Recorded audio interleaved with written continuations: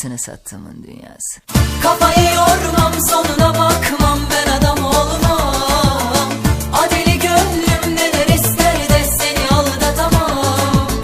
Kafayı yormam, sonuna bakmam, ben adam olmam. Adeli gönlüm neler ister de seni aldatamam. Kafayı yormam, sonuna bakmam, ben adam olmam. Adeli gönlüm neler ister de seni aldatamam. Severim delice, severim delice.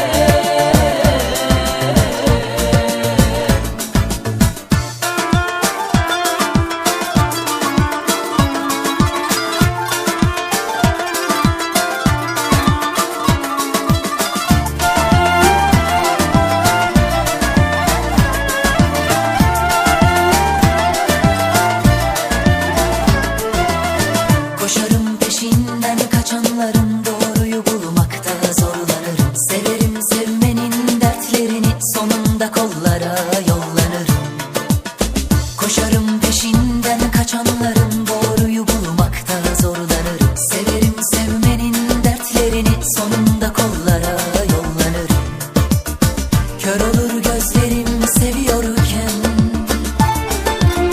kendime masallar anlatırım. Dillere düşerim, her aşkımla yanarım yanarım, aldanırım. Anasını sattığımın dünyası. Kafayı yormam, sonuna bakmam, ben adam